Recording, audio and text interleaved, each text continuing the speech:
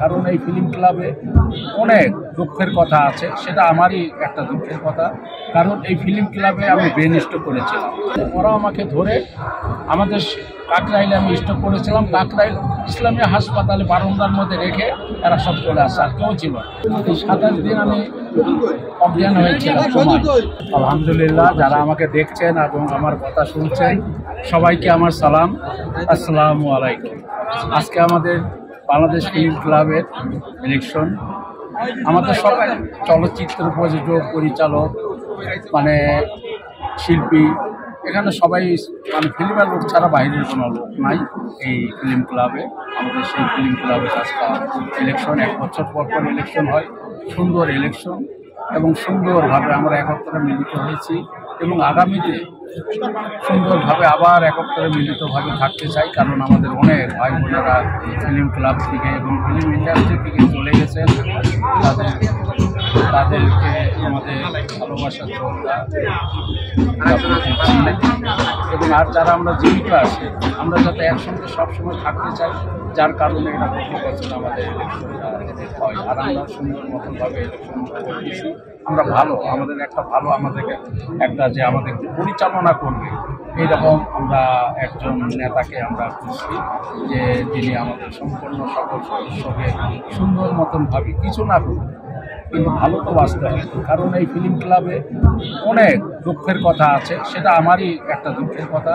কারণ এই ফিল্ম ক্লাবে আমি ব্রেন স্ট্রোক করেছিলাম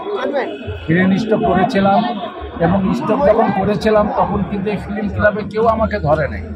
আমাকে ধরেছিল কারা? এই ফিল্ম ক্লাবে যে আপনার যে সদস্য কয়েকজন ছেলেপেলেরা আছে যারা প্রোডাকশন হিসাবে কাজ করে, ওরা আমাকে ধরে আমাদের কাকরাইলে আমি স্ট্রোক করেছিলাম, কাকরাইল ইসলামিয়া হাসপাতালে বারান্দার মধ্যে রেখে এরা সব চলে আসছে, আর কেউ ছিল। আমার মোবাইল করে আমি তো কথাবার্তা বলতে পারতাম না, আমার মুখ টুক সব দেখা হয়ে গেছে, এক সাইড প্যারালাইসিস হয়ে গেছে। তারপরে আমি ইশারায় বলে দিছি সে নার্সকে যে এই নাম্বারে ফোন দিয়েছে। বাসা থেকে আমার ওয়াইফ আর মেয়ে এসে আমাকে নিয়ে গেছে। নিয়ে যাওয়ার পরে আমি স্কোয়ারে ছিলাম 27 দিন। এই 27 দিন আমি অজ্ঞান হয়েছিলাম। তারপরে 27 দিন পরে আমার জ্ঞান ফিরছে এবং অনেক টাকা বিল হয়েছিল। তারপর ওখান থেকে নুরিসান হসপিটাল যাই 1 মাস থেকে, তারপর আমি সুস্থ।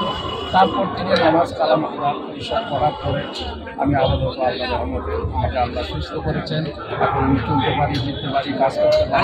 কিন্তু আমার একটাই কথা হলো যে আমাদের এই ফিল্ম ক্লাবে যে নেতা হয়ে আসবে, আমাকে আমার উপরে যে মানে বিচারটা করা হয়েছে, এইরকম বিচার যাতে অন্য কোনো সদস্য পক্ষে যাতে না করে, এইরকম আমরা একটা ভালো আমরা নেতাকে চাচ্ছি, যে নেতা আমাদের ভালো বন্ধু সব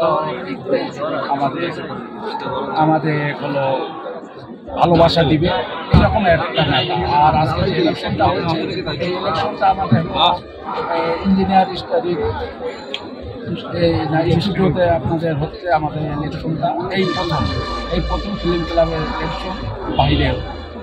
তারপরে খুব সুন্দর মতো কেন করতে হচ্ছে তুমি জানতে চাই, যে এফডিসি বা ফিল্ম রিলেটেড নির্বাচন সেটা ফিল্ম পাড়ার বাইরে কেন?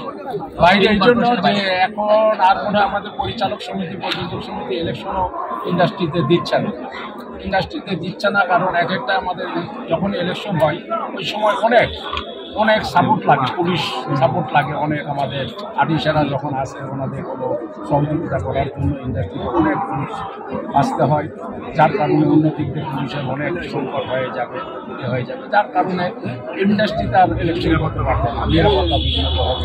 এই জন্য আমাদের শিল্পী সমিতি নির্বাচনে কি এফডিসি বাইরে হবে? এটা এখন বলতে পারি না, কারণ শিল্পী সমিতি ইলেকশন আরও দেরি আছে। পরিচালক সমিতি ইলেকশনটা এখন পর্যন্ত দিচ্ছে না, তিনবার পিছিয়ে দিয়েছে। সামনের দিকে হয় কিনা তাও বলতে পারি।